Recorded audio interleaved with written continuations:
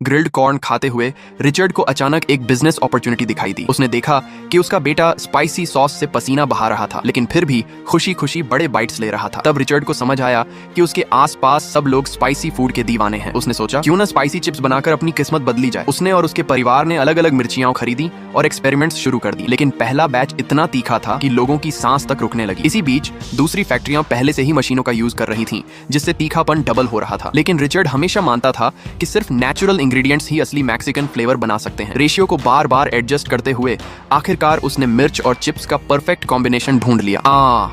जल रहा है, अच्छा जल रहा है या बुरा? अच्छा जल रहा है। सॉस का एक्सपेरिमेंट सक्सेसफुल हो गया, लेकिन रिचर्ड सिर्फ एक जैनिटर था। उसके आइडियाज को एग्जीक्यूटिव्स ने इग्नोर कर दिया और उसे पब्लिक में मजाक का शिकार बना दिया। एक जैनिटर प्रोडक्ट बनाना चाहता है? तब रिचर्ड ने इटालियन सीईओ को कॉल किया और पैशन के साथ अपनी स्पाइसी सॉस का आइडिया पिच किया। सीईओ को इंटरेस्ट आया और उसने सैंपल्स भेजने को कहा। रिचर्ड और उसकी वाइफ ने एक बड़ा बॉक्स सैंपल्स का पैक किया और ध्यान से सीईओ को भेज दिया। जब सीईओ ने पहला चिप टेस्ट किया तो वह खाना ही नहीं रोक पाया और हाथ तक साफ किए बिना ही कॉल बैक कर दिया। कहता है, मैं पर्सनली फैक्ट्री विजिट करना चाहता हूं। जैसे ही यह न्यूज आई, फैक्ट्री के एग्जीक्यूटिव्स घबरा गए। उन्होंने पब्लिक में रिचर्ड को डांट दिया। अगर सीईओ ने प्लान अप्रूव नहीं किया तो फैक्ट्री बंद हो सकती है और सबकी जॉब्स चली जाएंगी। रिचर्ड भी खुद पर डाउट करने लगा। घर जाकर उसने अपनी वाइफ को सब कुछ बता दिया। उसकी वाइफ ने उसे मिरर के सामने खड़ा किया और फर्मली कहा, मैंने तुम्हें इसलिए चुना है क्योंकि मुझे तुम पर भरोसा है। अपनी एबिलिटीज को कम मत समझो। उसके बाद उसकी वाइफ ने उसके साथ बुक्स पढ़ी, उसे सिखाया कि प्रोडक्ट कैसे सेल करते हैं और स्पीच प्रैक्टिस करवाई। जिस दिन सीईओ आया, रिचर्ड अभी भी नर्वस था। उसे डर लग रहा था कि कहीं सब कुछ खराब न कर दे, खासकर जब मार्केट शेयर के बारे में पूछा गया। वह कुछ भी जवाब नहीं दे पाया। तब उसने स्क्रिप्ट साइड में रख दी और अपने तरीके से प्रोडक्ट इंट्रोड्यूस किया। सबसे सिंपल लैंग्वेज में उसने बताया कि ऑर्डिनरी लोग स्पाइसी फूड को कितना पसंद करते हैं। उसकी सिंसियरिटी ने सीईओ को टच कर दिया। सीईओ ने तुरंत प्रोडक्ट में इन्वेस्ट करने का डिसीजन ले लिया। लेकिन जब फ्लेमिन हॉट चीटोस लॉन्च हुआ तो रिस्पॉन्स कुछ खास नहीं आया। सुपरमार्केट्स में वह धीरे धीरे बिकने वाला प्रोडक्ट बन गया। फैक्ट्री मैनेजर ने प्रोडक्शन बंद करने का डिसीजन ले लिया। रिचर्ड फिर से बॉटम पर आ गया।